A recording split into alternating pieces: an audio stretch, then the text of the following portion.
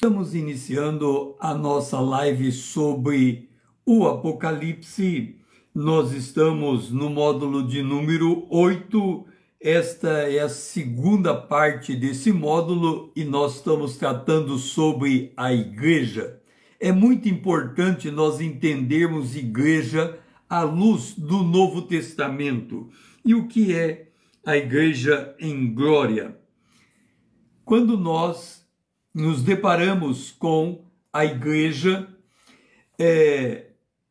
em Apocalipse, e eu oriento você para acompanhar comigo na sua Bíblia, porque os nossos estudos sobre o Apocalipse é um passeio nas Escrituras. Não há como estudar o Apocalipse sem navegarmos na Bíblia.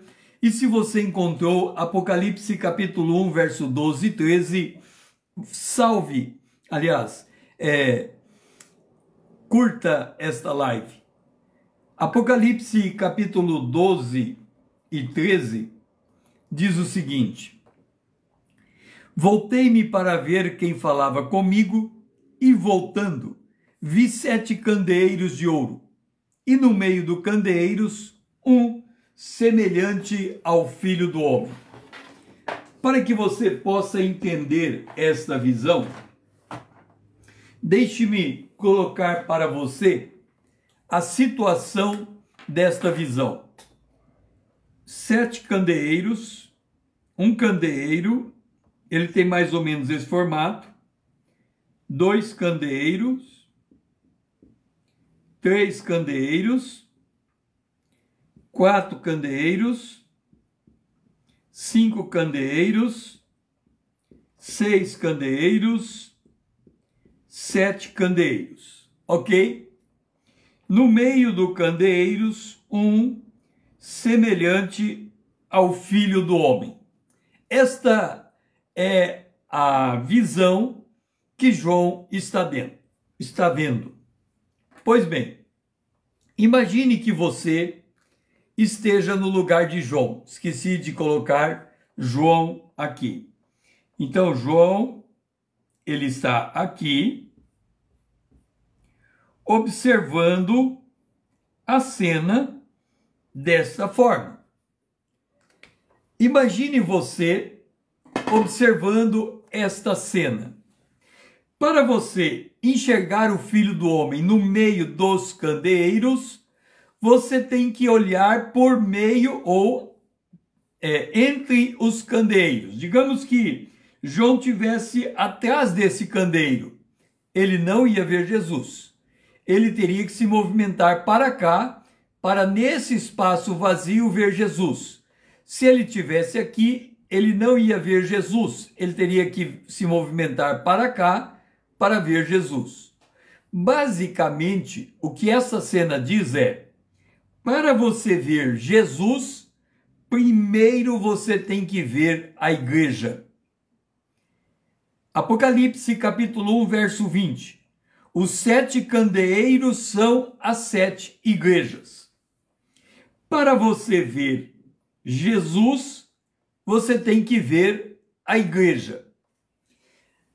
O texto diz que na mão direita de Jesus tem 7 estrelas. 1, 2, 3, 4, 5, 6, 7.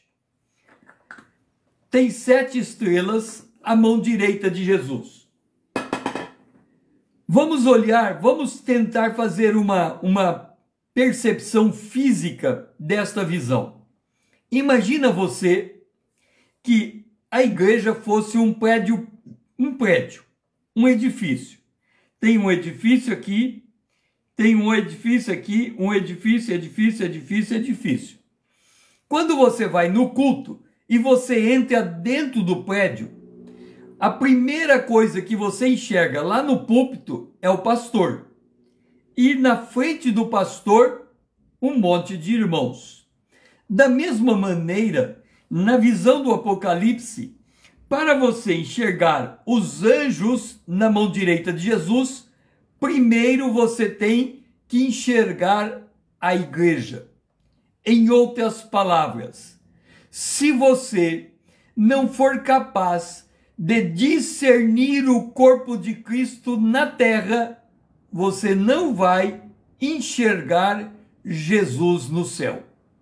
De novo, se você não for capaz de discernir o corpo de Cristo na terra, você não é capaz de enxergar Jesus nos céus.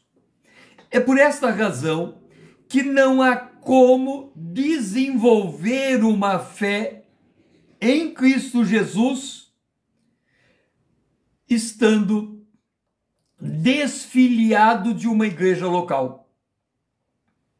Porque se você não reconhece uma igreja local e não é membro de uma igreja local, como é que você vai reconhecer Jesus, que hoje é um ente eminentemente espiritual? Não tem como. Você precisa discernir a igreja para enxergar Jesus. Agora que você teve a visão, mesma visão que João teve, vamos para Efésios, capítulo 1, verso 22. Quem encontrou, curta esta live, mostrando que você está ativamente acompanhando a exposição da palavra de Deus. Efésios 1, 22 e 23. Diz assim: e pôs, ou seja, Jesus Cristo pôs todas as coisas debaixo dos pés, e para ser o cabeça sobre todas as coisas, deu o quê? O poder. Vamos ler o verso 20. O qual exerceu ele em Cristo, ressuscitando-o dentre os mortos, e fazendo-o assentar à direita nos lugares celestiais, acima de todo principado, e potestade, e poder, e domínio, e de todo nome que se possa referir, não só no presente século, mas também no vindouro. E pôs todas as coisas debaixo dos pés, e para ser o cabeça sobre todas as coisas, o deu à igreja, que é o seu corpo, a plenitude daquele que enche tudo em todos. Quem aqui congrega em uma igreja?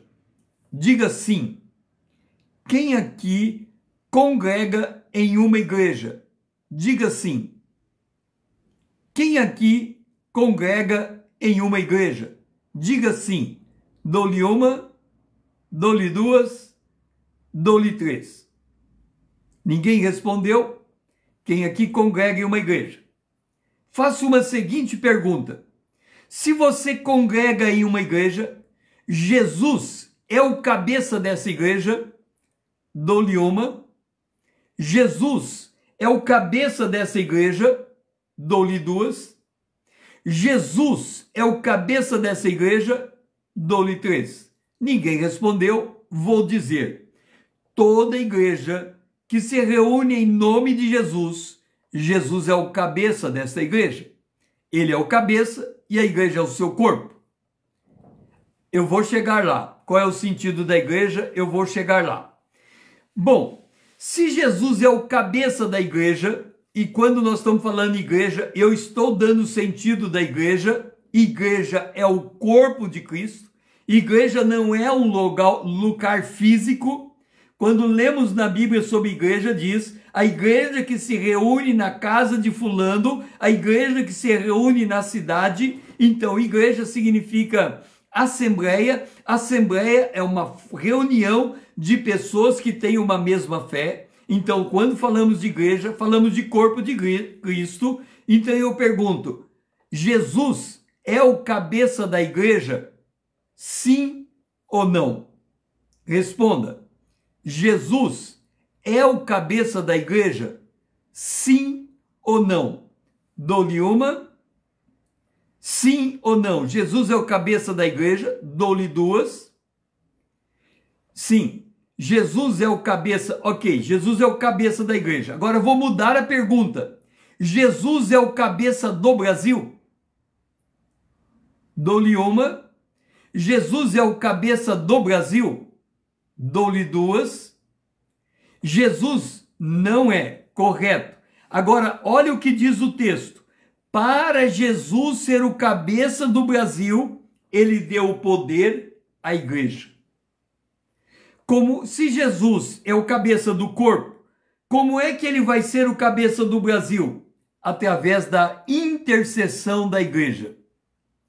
Paulo diz: se queremos ter dias tranquilos, devemos orar pelas autoridades. Portanto, se nós queremos que Jesus seja o cabeça da igreja, aliás, do Brasil, fazendo com que o Brasil ande na direção da justiça e do bem-estar social, nós temos que interceder pelo Brasil. Porque se não fizermos, Jesus não é o cabeça. Olha o que está escrito.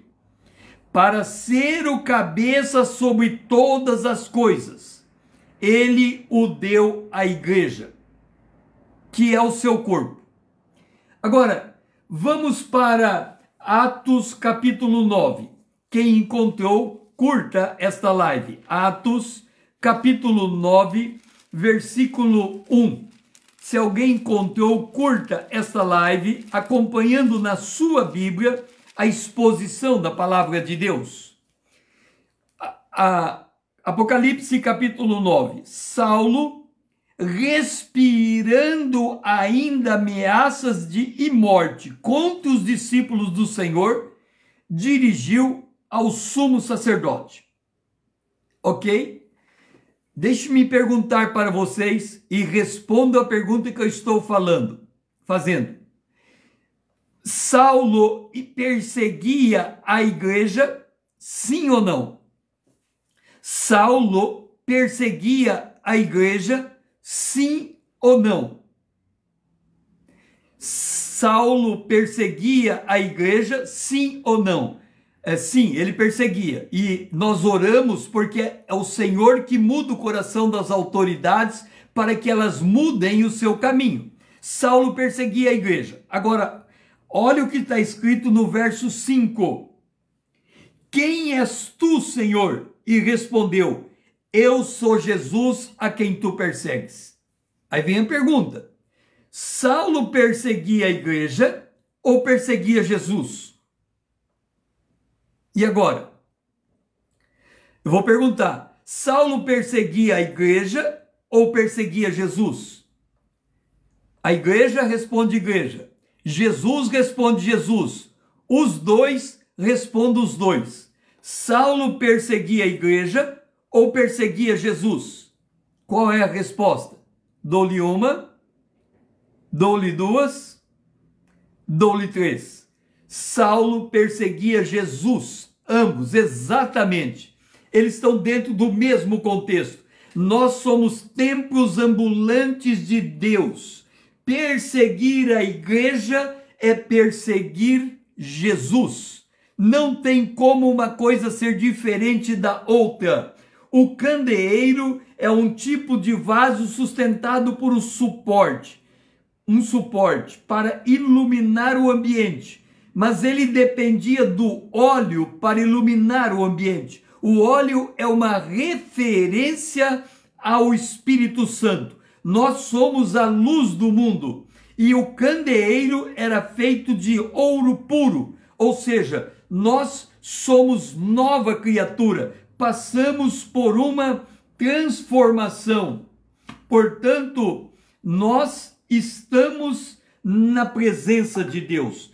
Vamos fazer o movimento da revelação. A igreja é o mistério de Deus, a igreja é liderada pelo Espírito Santo e como nasceu a igreja.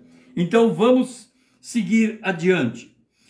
O mistério que é a igreja. Efésios, abra sua Bíblia e quem encontrou esteja curtindo. Efésios capítulo 3, versículo 8 a 10. Olha o que está escrito aqui. A mim, o menor de todos os santos, me foi dada essa graça de pregar aos gentios o evangelho das insondáveis riquezas de Deus e manifestar qual seja a dispensação do mistério desde os séculos oculto em Deus que criou todas as coisas, para que pela igreja a multiforme sabedoria de Deus se torne conhecida agora. A igreja é o mistério de Deus. Se torne agora conhecida dos principados e potestades nos lugares celestiais. A igreja é o mistério de Deus. Note uma coisa, eu sei que muitos que estão me ouvindo, quando olham para a igreja, olham ela no seu defeito.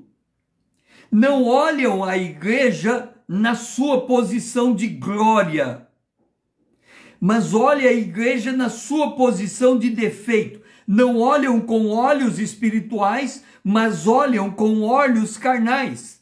Na carne, como era Jesus na carne? Um homem sem beleza. Como é a igreja na carne?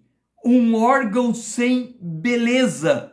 Nós temos que olhar a igreja pelo modo como a Bíblia enxerga. E a Bíblia enxerga como? Abra sua Bíblia em 1 Coríntios, no capítulo 1, no versículo 2. Se você encontrou, curta esta live. Olha só como a igreja é vista à luz da Bíblia. A igreja de Deus que está em Corinto, aos santificados em Cristo Jesus, chamados para ser santos. Esta é a visão da igreja como nós devemos enxergá-la. Quando você vai para a sua igreja, você vai para uma igreja de Deus. Você vai dizer, não, pastor César, na minha igreja, quem domina é o homem, não domina. Jesus trabalha em qualquer contexto de igreja, porque aonde nós vamos com Cristo vai junto conosco, porque Ele está conosco todos os dias. E quando sentamos em um ambiente de culto, não importa quem está lá na frente, quem é responsável por nossa edificação é o Espírito de Deus que valida o que ouvimos. Se a palavra é ministrada, nós ouvimos palavra e compreendemos a palavra e cremos na palavra e fazemos de acordo com a palavra. Se o pastor esquece da palavra e vai embora, nós esperamos ele voltar, porque quando ele voltar de novo para a palavra nos alimenta, a palavra nos santifica, a palavra nos dá a graça para podermos continuar caminhando. Portanto, é a palavra de Deus que fala ao nosso coração. Paulo diz, ainda que Cristo seja pregado por porfia, quem edifica a igreja é Cristo. Portanto, quando nós vamos para a igreja, não importa qual é a igreja, nós vamos para a igreja de Deus, não é do homem, é de Deus. Os homens podem, por sua ganância, transformar aquele lugar no lugar de venda, mas ainda que eles assim o façam, este lugar continua sendo um lugar de Deus. Quando Jesus chegou no templo e os vendilhões estavam no templo, ele não teve uma brilhante ideia de dizer, olha gente, os vendilhões estão nesse templo, vamos deixar esse templo com os vendilhões e vamos mudar o templo para outro lugar. Não, o templo ficou naquele lugar, ele tirou os vendilhões e continuou a sua obra. Significa que somos edificados por Deus, somos santificados em Cristo Jesus, chamados para ser santos. Agora vamos para 1 João, capítulo 3, o versículo 2. Eu quero que você abra na sua Bíblia, porque o que fala é a palavra de Deus, não sou eu, sou apenas mero instrumento para lhe apontar a palavra para você, para conectar os assuntos e deixar a Bíblia se autoexplicar. 1 João capítulo 3, versículo 2. Amados, agora somos filhos de Deus e ainda não se manifestou o que haveremos de ser. Sabemos que quando ele se manifestar, seremos semelhantes a ele, porque haveremos de vê-lo como ele é. E a si mesmo se purifica todo que tem essa esperança. Você consegue declarar na sua vida: somos filhos de Deus. Estamos olhando para o Filho de Deus que foi para a glória. E quando ele se manifestar, seremos semelhante a ele. Como sim? Como seremos semelhante a ele? Você quer a sua foto? Esses dias eu estava vendo na internet que tem um aplicativo que você coloca a sua foto no aplicativo e ele veste você com uma outra roupa. Então eu vou te levar para esse aplicativo agora, para você se ver numa outra foto. Aqui está dizendo: quando ele se manifestar, você será semelhante a ele. Então eu quero que você se enxergue como você vai ser depois do arrebatamento. Abra Apocalipse capítulo 1, versículo 13. Um semelhante ao Filho do Homem, ou seja, você vai ser semelhante a um homem, claro, você é o homem, é a mulher, é a pessoa que foi arrebatada, mas olha como será o seu cabelo, branco como alva lã, como neve. Olha como vai ser o seu olho, os seus olhos, como chamas de fogo. Olha como vai ser os seus pés, semelhante ao bronze polido, como refinado numa fornalha. Olha como vai ser a sua voz, voz de autoridade, voz como de muitas águas. Olha como vai ser sua mão, 7 estrelas na mão. Olha como vai ser sua boca, saindo uma espada afiada de 2 gumes. Olha como vai ser o seu rosto, brilhava como o sol na sua força. Assim como ele é, seremos nós. Terminei de descrever a sua foto depois do arrebatamento. Apocalipse, capítulo 1. Então, Mateus, capítulo 17, o versículo 2. Abra lá de novo. Você vai ver a sua foto em Mateus, capítulo 17, versículo 2. Quando você estiver assim complexado, quando você se olhar no espelho e não concordar com o que você está vendo, diga assim: eu vou sair desse espelho, e vou para o espelho que verdadeiramente mostra a minha foto. E olha como é a sua foto na presença de Deus. Olha como é a sua foto. Mateus capítulo 17, versículo 2. E foi transfigurado diante deles. O seu rosto resplandecia como o sol, e as suas vestes tornaram-se brancas como a luz. Assim é você. Esta é a sua foto.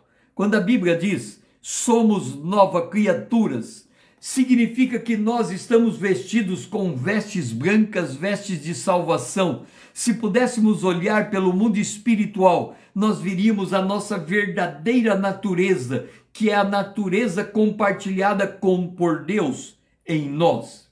Agora, vamos para Efésios, capítulo 1, versículo 16.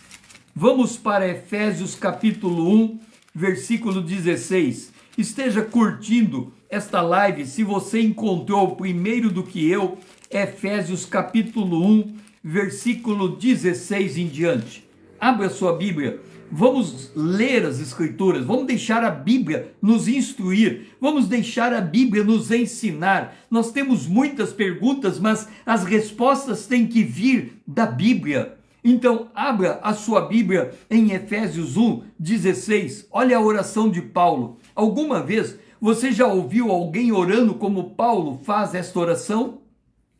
Não cesso de dar graças por vós, fazendo menção de vós nas minhas orações, para que o Deus de nosso Senhor Jesus Cristo, o Pai da glória, vos conceda espírito de sabedoria e de revelação no pleno conhecimento dele, iluminados os olhos do vosso coração, para saberdes qual a esperança do seu chamamento, qual é a riqueza da glória da sua herança nos santos, e qual a suprema grandeza do seu poder para os que cremos, segundo a eficácia da força do seu poder.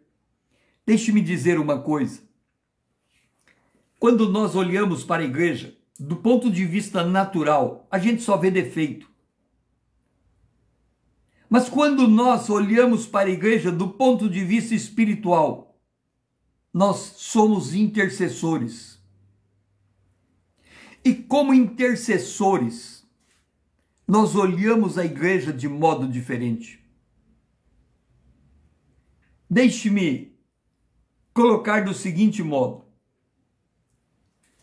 Certa feita, eu fui para uma igreja, era 9 horas da manhã, era 5 minutos para 9 horas da manhã. O culto, a escola bíblica começava 9 horas da manhã. A igreja estava fechada. Eu cheguei, uma senhora chegou junto comigo, uma senhora de uns 70 anos de idade. Ela viu também a porta fechada, como eu vi a porta fechada. E ela disse, olha o que ela disse, nessa igreja não tem amor de Deus. 9 horas da manhã, hora de começar a escola bíblica, não veio ninguém para abrir a porta. Era uma igreja com mais de 1000 membros. Esta mulher disse assim, está vendo esse prédio do lado da igreja? Do lado da igreja tinha um prédio de 10 andares. Ela disse, eu moro nesse prédio. Sabe quem mora nesse prédio também? A esposa do pastor da igreja. O pastor da igreja mora nesse prédio. Sabe o que aconteceu comigo? Eu estava nesse prédio, doente, sozinha em casa. Nenhum irmão me visitou na minha enfermidade. Na frente da minha casa tinha do meu apartamento tinha um outro apartamento. A mulher ali não conhece Jesus. Ela percebeu que estava acontecendo algo de errado comigo. Ela bateu na minha porta. Eu deixei ela entrar e ela me ajudou na minha enfermidade. E ela não era crente. Mas os crentes não têm amor. Esta era a posição daquela mulher. Eu disse assim para aquela mulher, senhora, deixe-me te dizer uma coisa.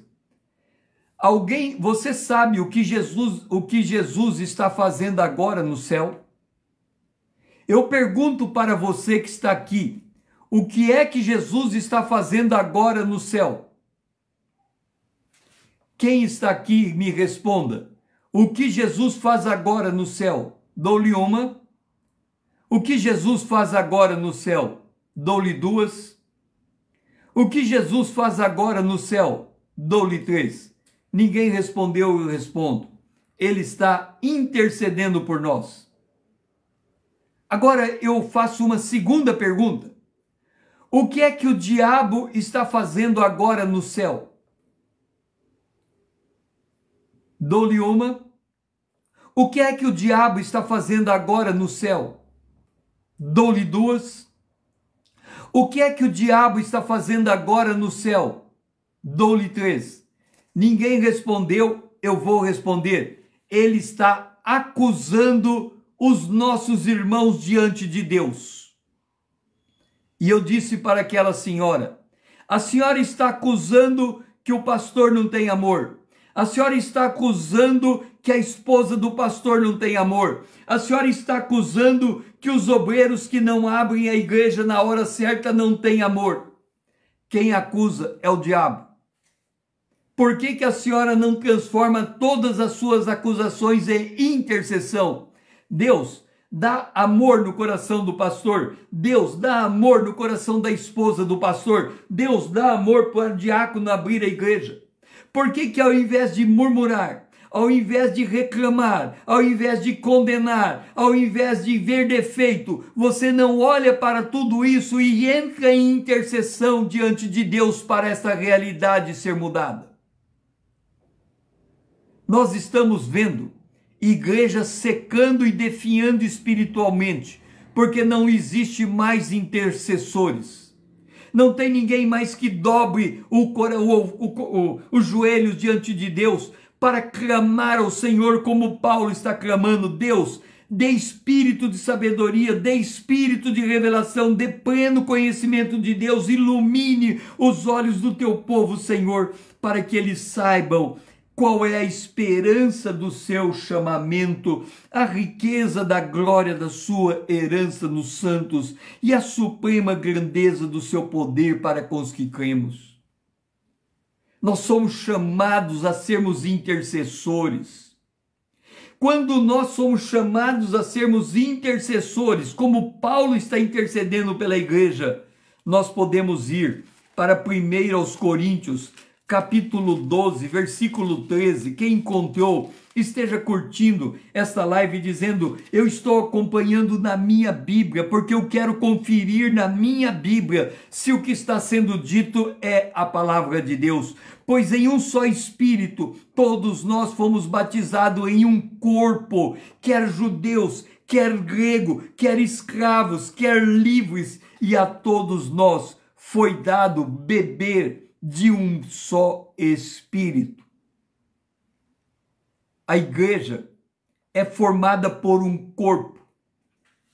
Quando nós nos levantamos um contra os outros, estamos dividindo o Espírito de Deus que habita nesse corpo. Por isso que a divisão da igreja é um pecado de alta gravidade, porque nós somos batizados em um corpo. Não faz distinção do rico, nem do pobre, nem do judeu, nem do grego. Aqui fala do escravo e do livre. Não há diferença, porque nós somos um só corpo em Cristo Jesus. E fomos dados de beber de um só Espírito. O Espírito de amor, o espírito de moderação, o espírito de compaixão, o espírito de... Então, quem olha defeito tem que se perguntar de que espírito você é. Porque João, quando chegou para Jesus e disse: Senhor, aquela cidade não nos ouve, vamos mandar fogo do céu para queimar todos aqueles habitantes? Jesus respondeu: vocês não sabem de que espírito vocês são. Então, quem não consegue perceber isso, quem olha para a igreja e só enxerga defeito na igreja, não é intercessor, é acusador. No céu só tem duas posições: ou você acusa ou você intercede. De que lado você quer estar? A maneira como você enxerga a igreja aqui na terra determina a sua posição diante de Deus no céu. Se você olha para a igreja segundo a graça de Deus, você busca para a igreja sabedoria, revelação, iluminação do Espírito Santo para que a igreja conheça a sua vocação. Mas se você olha da igreja sob a perspectiva do inimigo, você olha para a igreja e vê todos os defeitos e pecados que uma igreja pode ter. 1 aos Coríntios capítulo 12, o versículo 11. Mas um só e o mesmo Espírito realiza essas coisas, distribuindo-as como lhe apraz a cada um individualmente. Esta obra da igreja é uma obra do Espírito de Deus. Por mais que ache os homens que estão manipulando o corpo de Cristo, Cristo opera a despeito de qualquer circunstância adversa, porque ele conduz a ovelha. A ovelha não ouve voz de estranho, ela conhece a voz do seu Senhor, então ela é alimentada pelo seu Senhor, é dado de beber de um só Espírito. Vamos para Efésios, capítulo 4. Se você encontrou, esteja curtindo essa live, Efésios capítulo 4, versículo 11 a 13. Ele concedeu uns para apóstolos, não é todos, é uns para apóstolos, outros para profetas, outros para evangelistas e outros para pastores e mestres. Olha que o pastor, nessa ordem aqui, ele está lá no quarto lugar, e o mestre. Qual é o objetivo? Entenda uma coisa. Qual é o objetivo da liderança de uma igreja? Qual é o objetivo da liderança de uma igreja? Está escrito aqui, com vista ao aperfeiçoamento dos santos, para o desempenho do serviço dos santos, para a edificação do corpo de Cristo, até que todos cheguemos à unidade da fé. Imagine você a seguinte cena. Imagine você a seguinte cena. Presta atenção no que eu vou mostrar. Jesus é o cabeça e nós somos um corpo. Aqui tem um corpo normal. Imagine que você seja o nariz desse corpo. E você seja o líder da igreja e o nariz desse corpo. Mas por alguma razão egoísta sua, você cresce e o corpo não cresce. Você cresce e o corpo não cresce. Você cresce e o corpo não cresce. Na literatura, quando o nariz cresce desse jeito, é o mentiroso, não é? Pinóquio. Quando ele mentia, o nariz dele não crescia.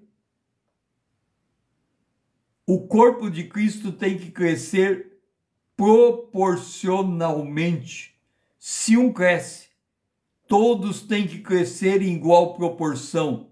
Porque se um cresce e o corpo não cresce junto, o corpo é deformado. E aí a gente vê um nariz maior do que o corpo. Uma menção à mentira. Essa figura não condiz com a igreja do Senhor. É uma igreja do tipo Laodiceia. Você pensa que é rico e não sabe que é pobre, que é cego, que está nu. Compre colírio para que ilumine os seus olhos. Então, uma igreja que cresce somente de um lado, ela vira um corpo deformado. Não é isto que a Bíblia diz, como o Senhor faz com a igreja. O plano de Deus para a igreja está colocado aqui. A igreja precisa crescer para o desempenho do seu serviço, para a edificação da fé. Com isso, eu vou encerrando essa live. Eu não marquei o tempo, não sei quanto tempo já transcorreu esta live, e eu tenho que subi-la. Se essa live fez sentido para você, curta, siga-me, para que possamos crescer juntos na graça de Deus. Comente como estas palavras estão transformando a sua vida. Dê o seu testemunho. Salve para que você repasse tudo aquilo que foi dito. O meu lema é: conhecendo a palavra para sermos transformados pelo poder de Deus na imagem de Cristo. Grato por me seguir, grato por me ouvir e até a próxima.